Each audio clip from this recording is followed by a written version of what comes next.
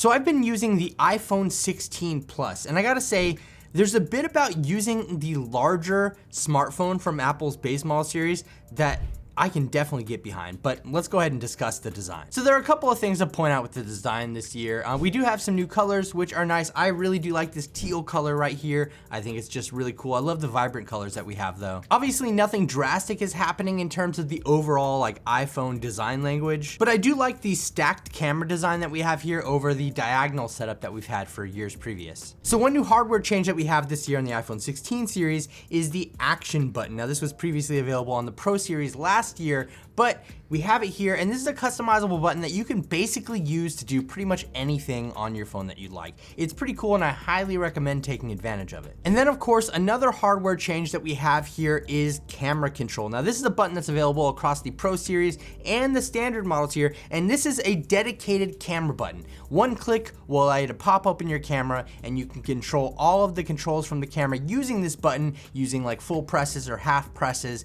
things like that, being able to scroll through all of the controls. It's actually pretty cool. I personally haven't gotten super used to it just yet, but I am definitely excited to see some of the integration that third-party apps use with the camera control button and some of the things that we can do in the future of this hardware. But really, I mean, after talking to a lot of people and letting them hold this phone and play with the camera control and stuff, I just feel a lot of people are gonna use it as a shutter button. And you know what? That's totally cool. So back on design here for a second, around the front side, we do have a 6.7 inch display on the iPhone 16 Plus, 6.1 on the standard iPhone 16.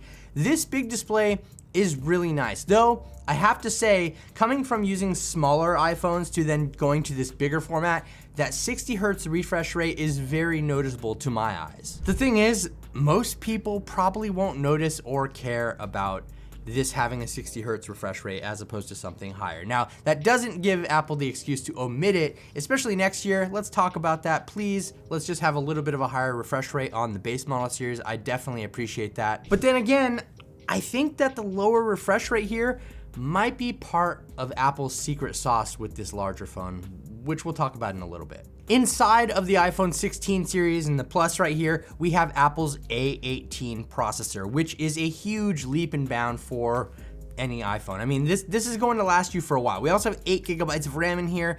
Basically, your phone is future-proof for many years to come, and I think that's a great thing. And obviously, with that new chip and with the RAM and everything, this phone is fast. Like, you will not have any performance issues again, for years down the road. This is going to be a speedy phone, and especially all the performance enhancements and kind of cool things that iOS 18 brings to the table. There's just a whole lot to discover with the performance and the software on the iPhone 16 Plus. But that being said, if you do have an older iPhone, upgrade to iOS 18 now. You'll be doing yourself a favor and you'll thank me later. So I obviously haven't been surprised with the performance here. It's fantastic. And you know what? I'm honestly not surprised either with the camera performance. Cameras are pretty much where every iPhone shines. I mean, they've been doing it great for a long time. And I think that they're pretty much at near the top of their A game as far as the camera department goes. The quality here off the main 48 megapixel sensor is pretty fantastic, whether that be daylight or low light, and this thing is capable of shooting up to 4K video at 60 frames per second. Now, I think the same can be said about the camera performance from last year. It just did a great job, and this year is absolutely the same. And I'll be sure to leave a link to a gallery of full resolution photos from the iPhone 16 if you want to check them out for yourself. As for the 12 megapixel ultra wide camera here that we have on the iPhone 16 Plus, it's been improved as well. So we now have the ability to take some really cool looking macro shots, which I'm just personally excited about.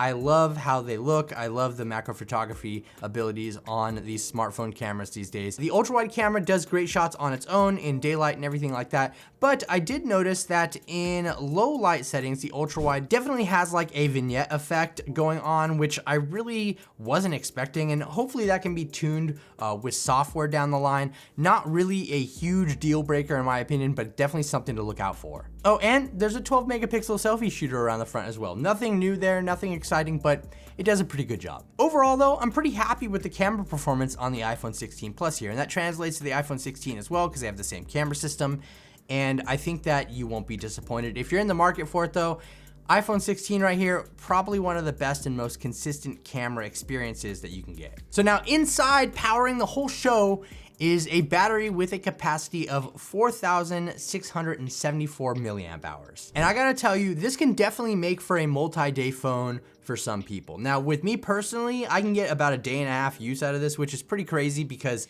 it lasts a long time. Like there's a big battery in here. There's not a whole lot of demanding stuff happening in terms of the software and the hardware combinations. And I think that's just kind of the perfect storm for really good battery life on this phone. So as I was saying earlier, with that lower refresh rate on the display, is that helping the battery life here? I mean, obviously it's helping somewhat, but to what degree, we don't know. And another thing that may impact battery life in the future is something that, well, we haven't talked about yet. Apple Intelligence. So this is one of the biggest sets of features for the iPhone 16 and 16 Pro series that hasn't been released yet. It's coming out in the fall. It's Apple Intelligence. It's Apple's take on AI. And if you haven't heard about it, I'll leave some links below in the description for you. But essentially, there are a chunk of features that are coming to your iPhone 16, iPhone 16 Pro, or iPhone 15 Pro series in the fall. Currently, they are available via a developer beta, so kind of anybody can go check it out if you really want to, but there's a whole other story to be told about the iPhone 16 series when Apple Intelligence does officially launch. So I guess the question is it going to impact battery life? How much are we going to use it? And well, I've been using it for a while in the developer beta, but I'm gonna save my full thoughts until a public release, so definitely stay tuned for that. So much like the Pro, I can't give this like an official full-on review until we do have Apple Intelligence, because I feel like that's gonna play a big role in what these phones were built for. But honestly, at $899,